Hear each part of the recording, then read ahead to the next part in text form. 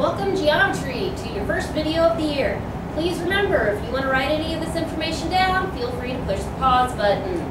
Today we're going to talk about exploring measure. Basically this section is all about some common area formulas. So we start with the formula perimeter. Remember, perimeter is like if you walk around your yard, the perimeter of your yard is going all the way around. So all you have to do is add up the sides of whatever shape you're looking at. Area. For a square, we have A equals S squared. S stands for your side, and it is squared because we know all the sides in a square are the same measure. Rectangle. Area is your length times your width. It doesn't matter if you call this your length and this your width, or the opposite way. You can still do it. Triangle. 1/2 base times height. Your base is always going to not always be the bottom, but wherever your right angle lines up. And then your height is going to be the line that forms that right angle with one side. Some people also like to use base times height divided by 2. Then we're also going to look at a circle. Circumference is basically the perimeter of a circle, so it's your distance around. C equals 2 pi r. Please remember, r is your radius, so that's going to be halfway across your circle. Starts from the center, goes to the edge. And then area of a circle is pi r squared. Again, you have to pay attention that you have your radius, not your diameter. Our first problem here, we want to find the perimeter and area of the dining room shown. First thing, before we work any of these out, you have to know what kind of shape you have. And in this case, we have a rectangle. Being that this is a rectangle, we know both sides are 9. And then these two sides both got to be 12.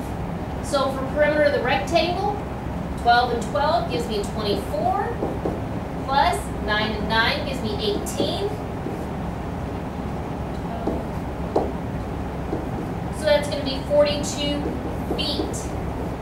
When we measure perimeter, we don't do feet squared. Feet cubed is just plain feet. Then it also wants to know the area, so we need to look up the area formula for a rectangle. So area equals length times width. In this case, we can use the length as 12 and the width as 9. So I need to get out my trusty calculator and take 12 times 9, and that gives you 108. Again, the unit for area then is not going to be feet, it is always feet squared. Next example we need to look at is looking at a circle. We want circumference and area of the circle.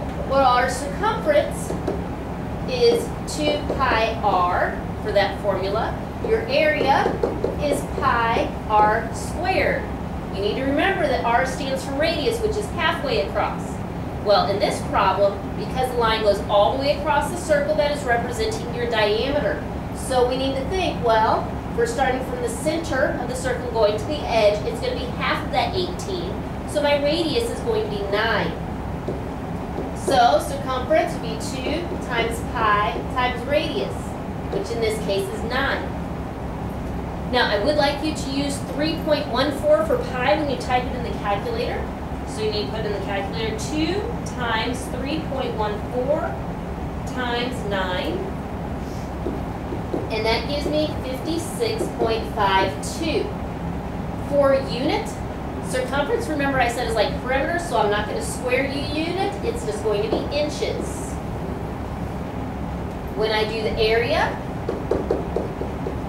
again, I use 9 for the radius.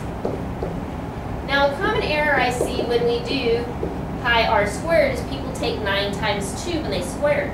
But when you square 9, that means 9 times 9, which would give you 81. So please make sure you take 81 times pi, which would be 3.14, and it gives you 254.34. Because this is area, it's going to be measured in inches squared.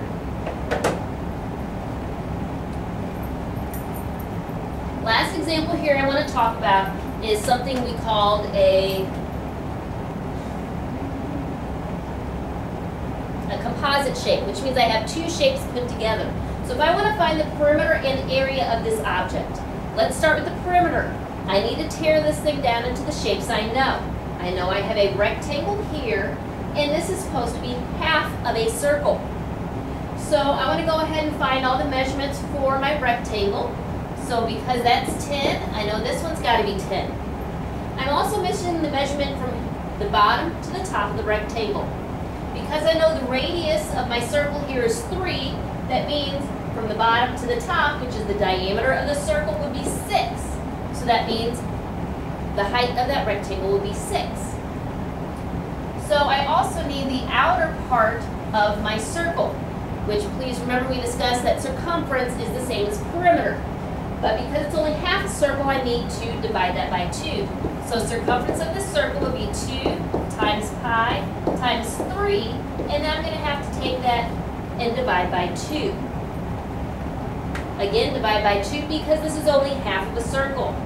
So I can take 2 times pi, which is 30.14, times 3, and I get 18.84. Then I need to divide that by 2, and that gives me 9.42. Remember, that's not my final answer, that's only the distance around here. So, I do not want to add this 6 in when I find perimeter of this shape because that's on the inside of the shape, not the outside.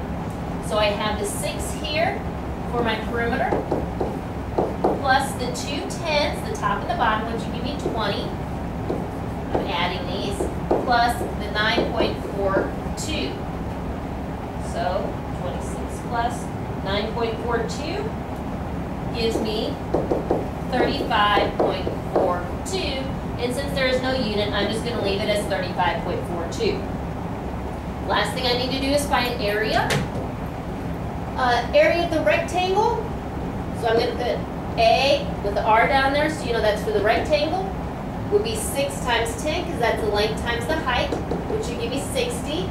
And then I need area of half of the circle. So that's area of half of the circle.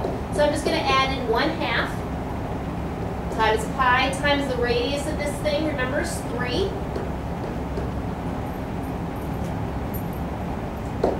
Remember, when I square the 3, it turns into 9, not 6, because 3 times 3 is 9. I take the 9 times 3.14, which gives me 28.26. I have to divide that by 2 again because that's only half of a circle, which gives me 14.13. To get the area of that whole shape, I need to take 60 plus 14.13, so which would give me 74.13. Again, because there's no unit, that is my final answer. Please circle any questions you might have in these notes and bring them in with you tomorrow. Thank you.